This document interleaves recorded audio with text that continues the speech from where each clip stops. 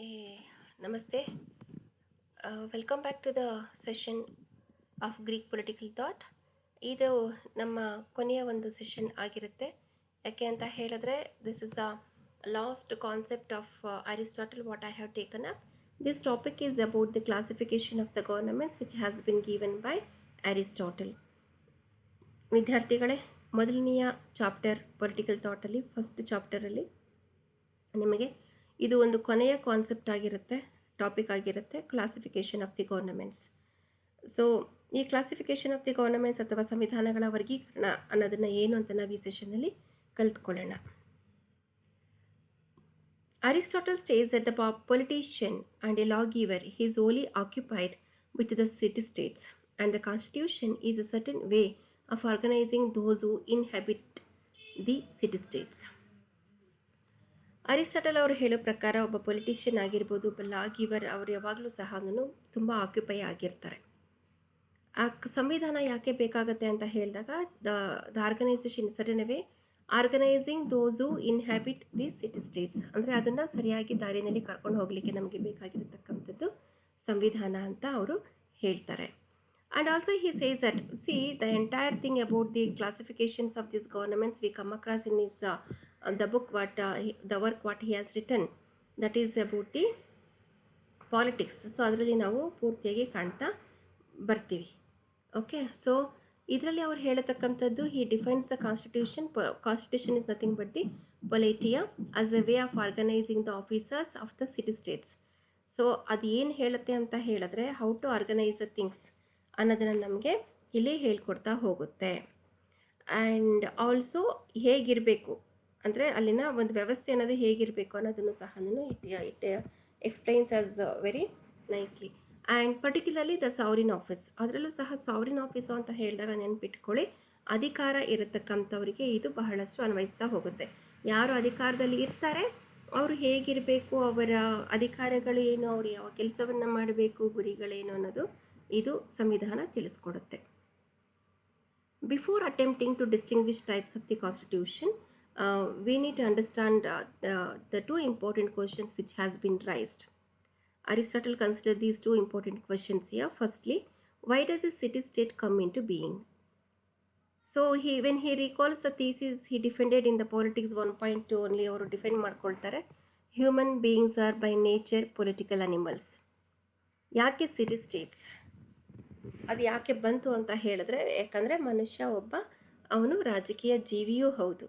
So we have learned about is a social animal, and he also says that ಅವನು ರಾಜಕೀಯ ಜೀವಿಯೂ ಹೌದು ಅಥವಾ ಪ್ರಾಣಿಯೂ ಹೌದು. And of course once he is a political animal, definitely he wants to live together.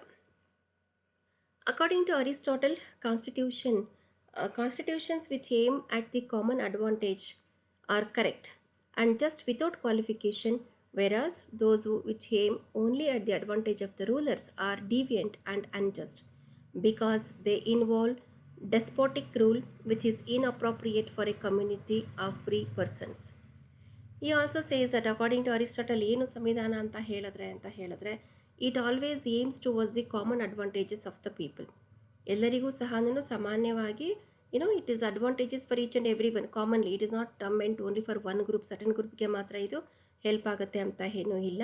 and it is always correct and without any qualifications ಆ ಥರ ಏನಾದರೂ ಮಾಡುತ್ತೆ, ಕೆಲವ್ರಿಗೆ ಮಾತ್ರ ಇದು ಹೆಲ್ಪ್ ಆಗುತ್ತೆ, ಬೇರೆಯವರಿಗೆ ಅನ್ಜಸ್ಟಿಸ್ನ ಮಾಡ್ತಾ ಇದೆ, ಆ ಥರ ಏನೂ ಇರೋದಿಲ್ಲ ಇದರಲ್ಲಿ. That is what he says that about the constitution. And the distinction between the correct and the deviant constitutions is combined with the observation that the government may consist of one person or it may be a few or a multitude. Hence there are 6 possible constitutional forms. What all these things what I have given here, these are the course or the things which has been given directly in the work which has been written by Politics, the book written by Aristotle by name Politics. So ಈ ಒಂದು paragraph, second ಪ್ಯಾರಾಗ್ರಾಫ್ನ ನಾವೆಲ್ಲಿಂದ ತೊಗೊಂಡಿದ್ದೀವಿ, ಪಾಲಿಟಿಕ್ಸ್ನ 3ನೆಯ ಒಂದು ಭಾಗ 7ನೆಯ ಅಧ್ಯಾಯದಲ್ಲಿ ನಾವು ತೆಗೆದುಕೊಂಡಿದ್ದೀವಿ. So according to Aristotle, the character of the state was determined by the constitution. ಒಂದು ರಾಜ್ಯ ಹೇಗಿದೆ ಅಂತ ನಮಗೆ ಗೊತ್ತಾಗಬೇಕು ಅಂತ ಹೇಳಿದ್ರೆ ನಮಗೆ ಗೊತ್ತಾಗತಕ್ಕಂಥದ್ದು ಅದರ ಸಂವಿಧಾನ ಹೇಗಿದೆ. ಸಂವಿಧಾನ ಅಥವಾ ಅಲ್ಲಿನ ಒಂದು ಆಡಳಿತ ಪರಿಸ್ಥಿತಿ ರಾಜಕೀಯದ ವ್ಯವಸ್ಥೆಯ ಆಧಾರದ ಮೇಲೆ ನಮಗೆ ಗೊತ್ತಾಗುತ್ತೆ ಅಂತ ಅವರು ಹೇಳ್ತಾರೆ. And the change in the constitution inevitably led to change in the state. ಯಾವುದೇ ರೀತಿಯ ಸಂವಿಧಾನದಲ್ಲಿ ಬದಲಾವಣೆ ಆಗ್ತಾ ಇದೆ ಅಂತ ಹೇಳಿದಾಗ ಡೆಫಿನೆಟ್ ಆಗಿ ಅಲ್ಲಿ ಆ ಒಂದು ರಾಜ್ಯದಲ್ಲೂ ಸಹ ಬದಲಾವಣೆ ಅನ್ನೋದು ಆಗೇ ಆಗುತ್ತೆ. Constitution an important factor which determines the character of the state. And he also says that the polity is an ordering of the polis is respect its officers, especially in respect of the one supreme over all others. So polity ಅನ್ನತಕ್ಕಂಥದ್ದನ್ನು ಸಹ ordering of the polish ಅಂದರೆ ಆಡಳಿತ. So officers ಹೇಗಿರಬೇಕು ಮತ್ತು supreme ಯಾರಿರ್ತಾರೆ, ಅವರು ಯಾರ ಮೇಲೆ ಸುಪ್ರೀಂ ಆಗಿರ್ತಾರೆ ಅನ್ನೋದನ್ನು ಸಹ ನಮಗೆ ಇವರು ಹೇಳ್ತಾ ಹೋಗ್ತಾರೆ. And the constitution describes very clearly the positions of each and every police. The supremacy is everywhere in the governing class of the police, and the governing class is the polity. So that is what he says, that the supreme class is nothing but the governing class is the of the police. Okay, so that is what we are going to learn. Aristotle also emphasizes that the state changes its identity when the constitution changes. So that is what he says. And ಯಾವುದೇ ಒಂದು ಸಂವಿಧಾನ, no constitution in the world is either absolutely good or bad, it is only comparatively good or bad. So ಯಾವುದೇ ಒಂದು ಸಂವಿಧಾನನ ನೀವು ಇಡೀ ಪ್ರಪಂಚದಲ್ಲಿ ತೆಗೆದುಕೊಂಡಾಗ neither it be a good nor a bad, comparatively ಸ್ವಲ್ಪ ವ್ಯತ್ಯಾಸಗಳು ಆಗಬಹುದು, ಅದು ಒಳ್ಳೆಯದು ಅಥವಾ ಕೆಟ್ಟದು ಅಂತ ಹೇಳಿಬಿಟ್ಟು ಆ ಥರ ನಾವು ನೋಡ್ತಾ ಹೋಗ್ತೀವಿ. So the Aristotle's classifications are based on 2 important principles here. ಮೊದಲನೇದಾಗಿ ಕ್ವಾಂಟಿಟೇಟಿವ್, ಎರಡನೇದಾಗಿ qualitative. So the first to take into account the number of people in whom the sovereign power is best at, whether it be one, few or many. The first ನಾವು ತೆಗೆದುಕೊಳ್ತಾ ಇರತಕ್ಕಂಥದ್ದು on the basis of the number of the people whom the sovereign power is. ಯಾರ ಕೈಯಲ್ಲಿ ಆಡಳಿತ ಇರುತ್ತೆ ಅವರನ್ನು ನಾವು ತೆಗೆದುಕೊಳ್ತಾ ಹೋಗ್ತೀವಿ. is best at one, whether it be a one ಅಥವಾ ಫ್ಯೂ ಅಥವಾ ಮೆನಿ. ಒಬ್ಬರು ಇರಬಹುದು, ಇಬ್ಬರು ಅಥವಾ ಮೂವರು ಇರ್ಬೋದು, ಸುಮಾರು ಜನ ಇರಬಹುದು. ಆ ರೀತಿಯ ಆಧಾರದ ಮೇಲೆ ನಾವು ಕ್ವಾಲಿಟೇಟಿವ್, ಕ್ವಾಂಟಿಟೇಟಿವ್ ಅಂತ ಡಿಸೈಡ್ ಮಾಡ್ತಾರೆ ಇವರು. The second takes in to account which a government serves. ಸರ್ಕಾರ ಹೇಗೆ ನಡೀತಾ ಇರುತ್ತೆ ಅದರ ಆಧಾರದ ಮೇಲೆ ನಿಂತಿರುತ್ತೆ. If the government aims at the common interest of all the people, it is a pure form of the government. On the other hand, if the government serves the private and the selfish interest of the ruling class, it becomes a corrupt or perverted government. ಒಂದು ವೇಳೆ ಈ ಸರ್ಕಾರ ಯಾವುದೋ ಒಂದು ಅಥವಾ ಒಂದು ಗುಂಪಿನ ಇಂಟ್ರೆಸ್ಟನ್ನು ನೋಡ್ತಾ ಹೋದಾಗ ಅದು ಉತ್ತಮ ಸರ್ಕಾರ ಅಂತ ಹೇಳೋದಕ್ಕೆ ಸಾಧ್ಯ ಆಗೋದಿಲ್ಲ. ಹಾಗಾಗಿ ನಾವೇನು ಹೇಳ್ತೀವಿ, ಅದು ಪರ್ವರ್ಟೆಡ್ ಅಥವಾ ದಾರಿ ತಪ್ಪಿದ ಒಂದು ಸರ್ಕಾರ ಅಂತ ಹೇಳ್ತಾ ಹೋಗ್ಬೋದು. ಈ ಎಷ್ಟೆಲ್ಲ ಸರ್ಕಾರಗಳನ್ನು, ಸಂವಿಧಾನಗಳನ್ನು ಇವರು ಹೇಳಿದ್ದಾರೆ ಅಂತ ಹೇಳಿದಾಗ ಯಾವುದರ ಆಧಾರದ ಮೇಲೆ ನಮ್ಮ ಅರಿಸ್ಟಾಟಲ್ ಅವರು ಇದನ್ನೆಲ್ಲ ಹೇಳ್ತಾ ಹೋಗ್ತಾರೆ ಅನ್ನೋದನ್ನು ಸಹ ನಾವು ನೋಡಬೇಕಾಗತ್ತೆ. ಸೊ ನಾನು ಪ್ರೀವಿಯಸ್ ಸೆಷನಲ್ಲಿ ನಿಮಗೆ ಹೇಳಿದೆ, ಅರಿಸ್ಟಾಟಲ್ ಅವರು ಇದರಲ್ಲಿ ನೋಡತಕ್ಕಂಥ ಸುಮಾರು 158 ಸಂವಿಧಾನಗಳನ್ನು ಅವರು ಅಧ್ಯಯನ ಮಾಡಿರ್ತಾರೆ.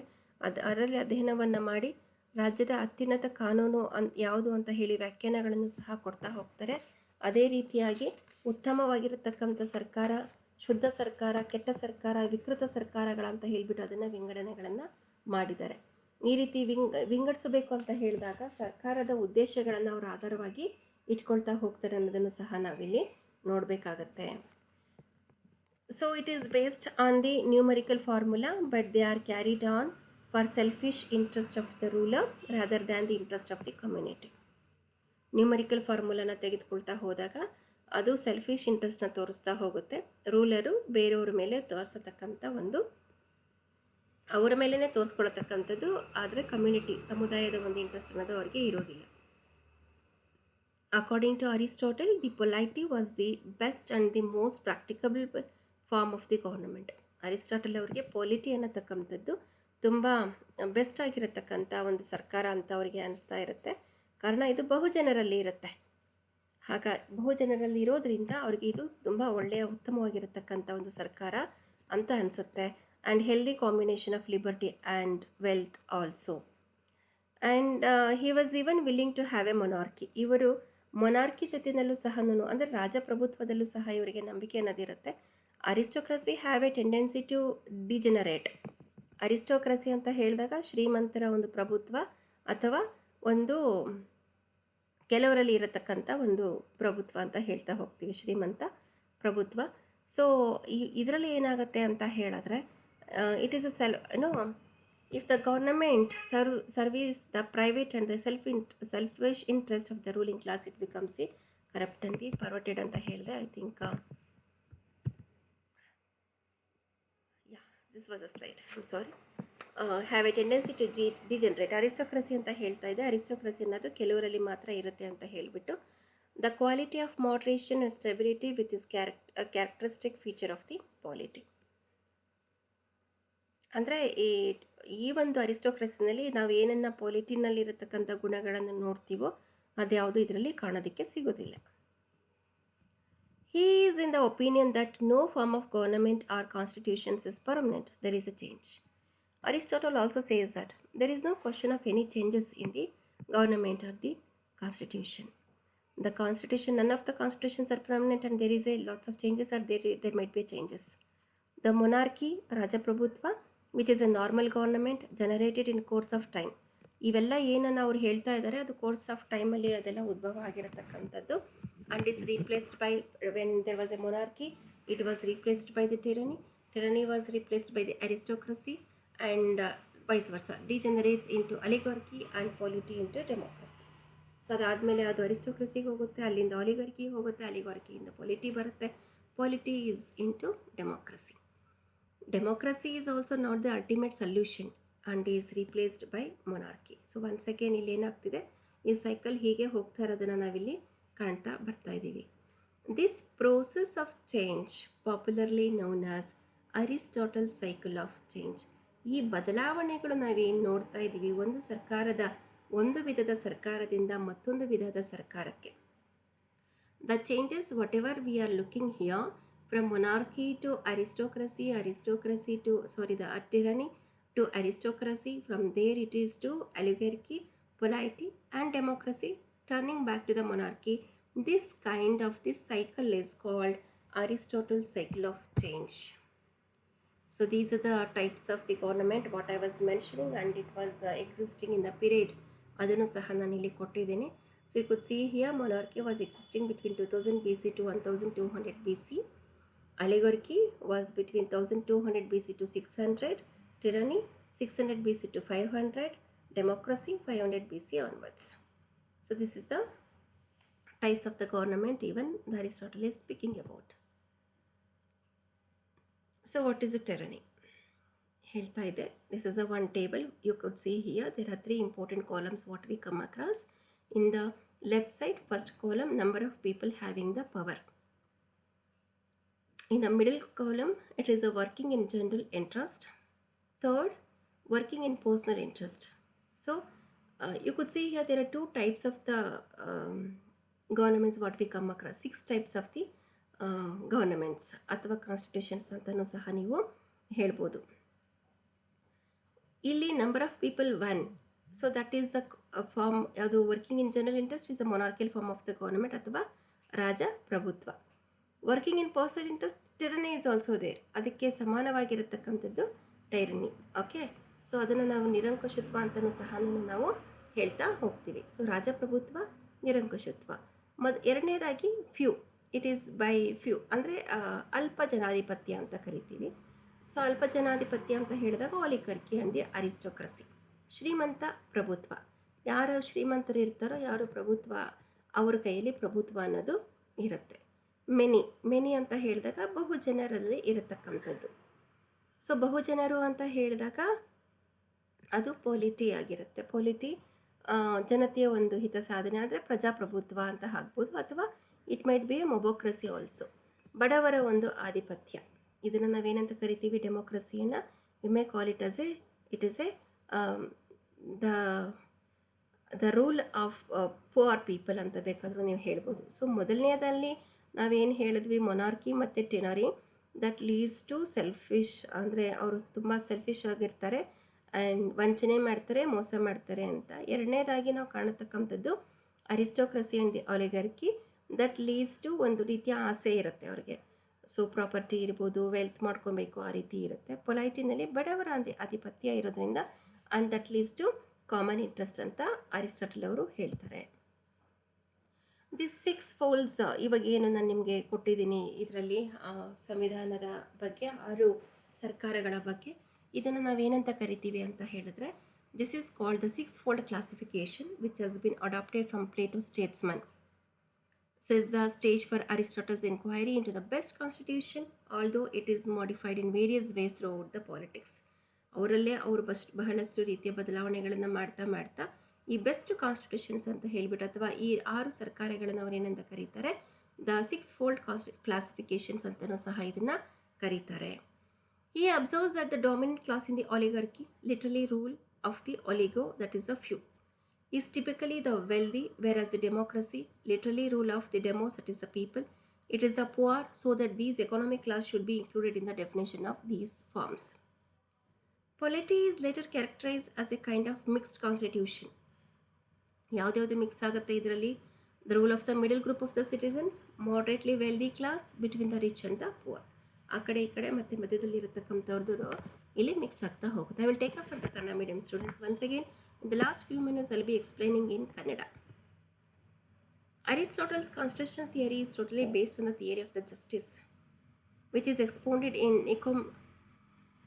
the Nicomachean Ethics book 5. So political science studies a comparable range of the constitutions. Here the first the constitution which is the best without the qualification, that is the most according to our prayers with no external impediment. Second point he says about the many persons, ಅಲ್ಲಿ ಒಂದಾಯಿತು, ಇಲ್ಲಿ many persons to attain the best constitution. And the third one is about population happens to have the one that is best based on the hypothesis. So these are the other important explanations for the term constitution, what he has written in the politics. So he says that is the ideal or according to prayer. Aristotle criticizes the views of his predecessors in politics and then offers a rather sketchy blueprint of in his own politics. ಅದರಲ್ಲಿ ಅವರು ಕೊಡ್ತಾ ಹೋಗ್ತಾರೆ. Aristotle's best constitution, each and every citizen will possess the moral virtue and the equipment to carry it out in the practice ಅಂತ ಅವರು ಹೇಳ್ತಾ ಹೋಗ್ತಾರೆ. Impractical ಆಗಿರಬೇಕು ಅಂತ ಹೇಳ್ತಾರೆ. Happiness has to be given in the for each and every one ಅಂತ ಹೇಳ್ತಾರೆ. But in some of the things what we are going to come across is he mentions about the impracticality and also about which neglects the happiness of the individual citizens. All of the citizens will hold political office and possesses private property because one should call the city state happy not by looking at a part of it but all the citizens. So that is why they say that there will be a common system of education for all the citizens because they share the same end. And that is how it is going to continue. It is the population lacks the capacities and resources. He also speaks about the mixed constitution, and that is the combinations whatever I have given here, and also about the city states, the best constitution. One is controlled by a numerical middle class, etc. And for those who possesses the goods of the fortune in the moderation find it very easiest to obey the rule of reason. That is another important point. And finally it is the constitution is based on the middle class is the mean between the extremes of the oligarchy, that is ruled by the rich, and the democracy. So the middle is best is evident for it is the freest from the fraction. So that is what we are going to learn. Kannada medium ಸ್ಟೂಡೆಂಟ್ಸ್ಗೆ ಹೇಳಬೇಕು ಅಂತ ಹೇಳಿದಾಗ Aristotle ಅವರ ಪರಮಾಧಿಕಾರ ಒಬ್ಬರಿನಲ್ಲಿರುತ್ತೆ. ಸಂವಿಧಾನಾತ್ಮಕವಾಗಿ ಅವರು ಆಳ್ತಾ ಜನತೆಯ ಹಿತ ಸಾಧನೆಯನ್ನು ಮಾಡಿದ್ರೆ ಅದು ರಾಜಪ್ರಭುತ್ವ ಅಥವಾ ಅರಸೊತ್ತಿಗೆ ಆಗುತ್ತೆ. ಇದು ಒಂದು ಉತ್ತಮವಾಗಿರತಕ್ಕಂಥ ಸರ್ಕಾರ. ಆ್ಯಂಡ್ ರಾಜನ ಸ್ವಹಿತಕ್ಕೋಸ್ಕರ ಏನಾದರೂ ಅದನ್ನು ದುರುಪಯೋಗ ಮಾಡಿಕೊಂಡ್ರೆ ಅಧಿಕಾರವನ್ನು, ಅದು ನಿರಂಕುಶತ್ವ, that is called the aristocracy. ಇದು ವಿಕೃತ ಸರ್ಕಾರ because is doing for himself. ಪರಮಾಧಿಕಾರ ಕೆಲವರಲ್ಲಿರುತ್ತೆ, ಅದು ಸಂವಿಧಾನಬದ್ಧವಾಗಿ ಜನತೆಯ ಹಿತ ಸಾಧನೆ ಮಾಡಿದ್ರೆ ಅದನ್ನು ನಾವೇನಂತ ಕರಿತೀವಿ, ಶ್ರೀಮಂತ ಪ್ರಭುತ್ವ ಅಥವಾ ಉತ್ತಮವಾಗಿರತಕ್ಕಂಥ ಸರ್ಕಾರ ಅಂತ ಅವರು ಹೇಳ್ತಾ ಹೋಗ್ತಾರೆ. ಸೊ ಅಲ್ಪ ಜನಾಧಿಪತ್ಯವನ್ನು ಏನಾದರೂ ಮಾಡಿಕೊಂಡ್ರೆ ಅವಾಗ ಅದನ್ನು ಕೆಟ್ಟ ಅಥವಾ ವಿಕೃತ ಸರ್ಕಾರ ಅಂತಲೂ ಸಹ ಕರಿಬೋದು ಅಂತ ಹೇಳ್ತಾರೆ. ಸೊ ಅವ್ರ ಪ್ರಕಾರ ಉತ್ತಮವಾಗಿರತಕ್ಕಂಥದ್ದು ಅಂದರೆ ಪೊಲಿಟಿ, ಇದು ಉತ್ತಮವಾದಗಳಲ್ಲಿ ಉತ್ತಮವಾಗಿರತಕ್ಕಂಥ ಅತ್ಯುತ್ತಮ ಸರ್ಕಾರ ಅಂತ ಪೊಲಿಟಿಯನ್ನು ಅವ್ರು ಹೇಳ್ತಾ ಹೋಗ್ತಾರೆ. ಅದನ್ನು ಇತ್ತೀಚೆಗೆ ಅದರಲ್ಲೂ ಸಹ ಏನಾದರೂ ದುರುಪಯೋಗವನ್ನು ಮಾಡಿಕೊಂಡಾಗ ಅದು ಪ್ರಜಾಪ್ರಭುತ್ವ ಆಗುತ್ತೆ. ಇದು ಒಂದು ಈ ರೀತಿಯ ವಿಕೃತ ಸರ್ಕಾರ. ಹೇಗೆ ಡೆಮೋಕ್ರಸಿಯನ್ನು ಅವರು ಮಬಾಕ್ರಸಿ ಅಂತಲೂ ಸಹ ಕರಿತಾ ಹೋಗ್ತಾರೆ. ಹಾಗಾಗಿ ಪಾಲಿಟಿ ಅನ್ನೋದು ಎಲ್ಲ ಸರ್ಕಾರಗಳಿಗಿಂತ ಉತ್ತಮ ಸರ್ಕಾರ ಅಂತ ಇಲ್ಲಿ ಅವರು ಹೇಳ್ತಾರೆ. ನಾನೀಗಾಗಲೇ ಹೇಳಿದೆ, this cycle is called Aristotle's cycle ಅಂತ ಹೇಳಿದೆ. ಸರ್ಕಾರ ವೃತ್ತಾಕಾರದಲ್ಲಿ ಬದಲಾಗ್ತಾ ಇರುತ್ತೆ. ಯಾವುದೇ ರೀತಿಯ ಬದಲಾವಣೆಗಳನ್ನು ಕಾಣ್ತಾ ಹೋಗ್ತೀವಿ. ಅದಕ್ಕೋಸ್ಕರ ಇವ್ರು ಏನಂತ ಹೇಳ್ತಾ ಇದ್ದಾರೆ ಇದರಲ್ಲಿ, ಇದು ಒಂದು ರೀತಿಯ it's A cycle of the changes ಅಂತ ಕರಿತೀವಿ. ಹೀಗೆ ಸರ್ಕಾರದ ಬದಲಾವಣೆಗಳನ್ನು ವಿವರಿಸಿರತಕ್ಕಂಥ ಅರಿಸ್ಟಾಟಲ್ ಅವರ ಸರ್ಕಾರ ಸಂವಿಧಾನ ಎಂಬೆರಡು ಪದಗಳನ್ನು ಒಂದೇ ರೀತಿ ಅರ್ಥ ಕೊಡುವಂತೆ ಅವರು ಬಳಸ್ತಾ ಹೋಗ್ತಾರೆ. ಸರ್ಕಾರಕ್ಕೆ ಸ್ವಯಂವಾಗಿ ಅಧಿಕಾರದತ್ತ ಆಗಿರೋದಿಲ್ಲ. ಸೊ ಈ ಅಧಿಕಾರವನ್ನು ಅವ್ರು ಹೇಗೆ ಪಡ್ಕೊಳ್ಬೇಕು ಅಂದರೆ ಸಭೆಗಳಿಂದ ಪಡ್ಕೊಳ್ಬೇಕು. ಆ್ಯಂಡ್ ಆಲ್ಸೋ ಅಬೌಟ್ ದಿ ಕಾನೂನಿನಿಂದ ಅವರು ಪಡ್ಕೊಳ್ತಾ ಹೋಗಬೇಕಾಗತ್ತೆ. ಅದೇ ರೀತಿಯಾಗಿ ಅವರು ಯಾವುದೇ ಕಾರಣಕ್ಕೂ ಸರ್ಕಾರದ ಅಧಿಕಾರವನ್ನು ದುರುಪಯೋಗವನ್ನು ಮಾಡ್ಕೊಳ್ಬಾರ್ದು ಅಂತಲೂ ಎಚ್ಚರಿಕೆಯನ್ನು ನೀಡ್ತಾ ಇದ್ದಾರೆ. ಮೊದಲನೇದಾಗಿ ಈ ಸರ್ಕಾರಗಳ ವರ್ಗೀಕರಣ ಏನು ಮಾಡಿದ್ದಾರೆ, ಮೊದಲನೇದಾಗಿ ಅದು ಸಾಮಾನ್ಯ ಪ್ರಕಾರದಲ್ಲಿದ್ದರೆ ಸ್ವಹಿತಕ್ಕಾಗಿ ಸರ್ಕಾರ ವಿಕೃತವನ್ನು ಆಗ್ತಾ ಹೋಗುತ್ತೆ. ಹಾಗಾಗಿ ಸರ್ಕಾರದ ಬಗ್ಗೆ ಚಿಂತಿಸುವುದೇ ನಾವು ಚಿಂತನೆಯನ್ನು ಮಾಡ್ತಾ ಹೋಗಬೇಕು ಅಂತ ಅವರು ಹೇಳಿದ್ದಾರೆ. So finally what I can say here it is about Aristotle ಅವರು ರಾಜ್ಯಶಾಸ್ತ್ರದ ಪಿತಾಮಹನೂ ಆಗಿದ್ದಾರೆ. ಇವರ ಕೃತಿ ಪಾಲಿಟಿಕ್ಸ್ ಅನ್ನೋದು ಮೇರು ಕೃತಿಯಾಗಿದೆ. ವ್ಯಕ್ತಿ, ಕುಟುಂಬ, ಗ್ರಾಮಗಳ ವಿಸ್ತರಣೆಯ ಫಲವೇ ರಾಜ್ಯ ಅಂತ ಹೇಳಿರೋದೆ. ಮತ್ತು ವ್ಯಕ್ತಿಯಂತೆ ರಾಜ್ಯವು ನೈಸರ್ಗಿಕ ಅಂತಲೂ ಹೇಳ್ತಾ ಹೋಗ್ತಾರೆ. ಅರಿಸ್ಟಾಟಲ್ ಅರೆಸೊತ್ತಿಗೆ ಮತ್ತು ಶ್ರೀಮಂತ ಪ್ರಭುತ್ವ ಅನ್ನೋದು ಸರ್ಕಾರದ ಕುರಿತು ಒಲವನ್ನು ಹೊಂದಿದ್ರು ಸಹ ಮಧ್ಯಮ ವರ್ಗದ ಒಂದು ಆಳ್ವಿಕೆ ಉತ್ತಮವಾದಂತಹ ಸರ್ಕಾರ ಅಂತಲೂ ಸಹ ಅವರು ಹೇಳ್ತಾ ಹೋಗ್ತಾರೆ. ರಾಜ್ಯಶಾಸ್ತ್ರದ ಪಿತಾಮಹ ಆಗಿರತಕ್ಕಂಥ ಇವರು ಪ್ಲೇಟೋ ಅವರ ಶಿಷ್ಯರಾಗಿದ್ದರೂ ಸಹ ತಮ್ಮ ವಿಚಾರಗಳನ್ನು ಭಿನ್ನವಾಗಿ ಅವರು ಹೇಳ್ತಾ ಹೋಗ್ತಾರೆ. ಹಾಗಾಗಿ ಇವರು